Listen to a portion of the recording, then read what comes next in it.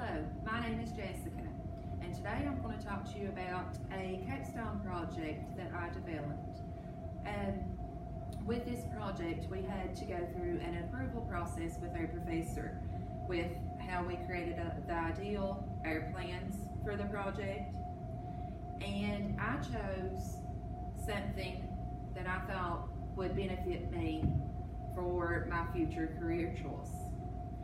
I plan to be an elementary K through 5 teacher, so I wanted to develop my Capstone project keeping that in mind. I wanted it to help me gain knowledge and get hands-on experience for something I plan to do.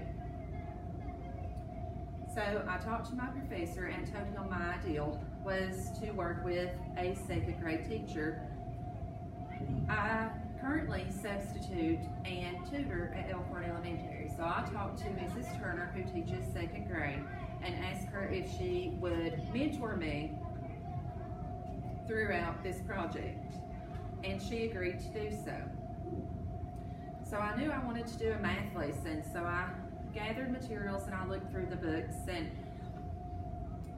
I decided on the geometry lesson. To sum up this project, a little summary of it, I wanted to create lesson plans that would go through this unit. I created some I can statements. I also created a summative review. That way I could check and see the success of the students, how well they did with the plans that I had made for Ms. Turner to use. My goal statement for this project was I wanted to effectively create this lesson so Ms. Turner could use the lessons and plans that I have created to successfully teach the students.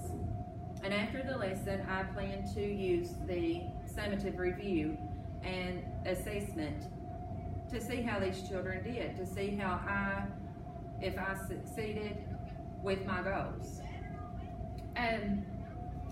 I created these ideals because, like I said, I want to teach. I want to teach smaller children. And I felt that I would gain the knowledge and gain hands-on experience that would be very important. With the timeline, that was a little bit tricky. I knew the date that I had to have my project approved, and I knew the date that the project was due. However, it was up to me to use time management skills because there was a lot to do with this project.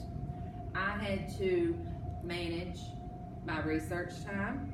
I had to manage and allow time for me to develop the lesson plans. I had to manage and leave time for Mrs. Turner to teach these lessons and me assist her in her classroom. And then I had to manage time for me to bring it all in, put it in my project to submit. As with any project, I think that everyone has roadblocks and challenges. I did with mine. As I started this project, I quickly learned of the huge amounts of resources, of materials that was out there for me to create this geometry lesson. I had first planned to do a 5-day lesson. I had to expand that and do an 8-day lesson and leave the 9th day for a review. I had to look at this information. I had to take this mass amounts of resources and gather all this stuff in, and I had to compile it down. I had to pick what was the most important and what would teach the students the most, what would help them succeed the most. So with any project that you do, I think you should be open to changes. I don't think anything should be set in concrete. I think things are variable, they change. Outcomes. I think I achieved my goal. I was very happy and I was successful with completing this Capstone project. I was proud of myself.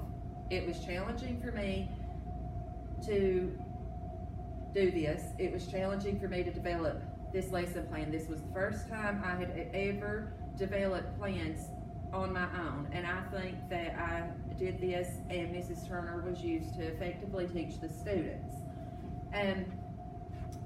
If I had to do this project over, I think I would scale down my ideal, because now I know what a grand scale and how huge it can be. I know how big it can be. I learned how complicated it was and how hard it is on teachers to create a lesson plan that will be effective for each student in that room, because each student, you have such a diverse classroom. Each student learns different. You have visual learners, you have auditory learners, you have learners that learn more hands-on.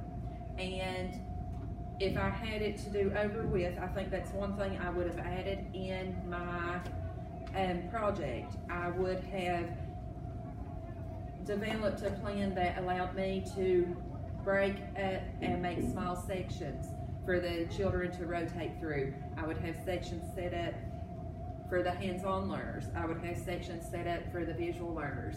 I would have sections set up for the auditory learners. I think I would have researched more activities and let the children rotate through them, because I think they would have been able to learn more effectively if I had done that. Behind me, you can see some I can statements that I created that I wanted to check off once the unit had been taught and we had reviewed it. Some of them were, I can name and draw the different shapes, such as a triangle, quadrilateral, hexagon. I can recognize and draw faces. I wanted them to be able to count the vertices. I wanted them to be able to tell me if parts was equal. I wanted them to be able to visually see that two things could be equal even if the shapes look different, and be able to put this together. The summative review that I did was to let me know the success of the class.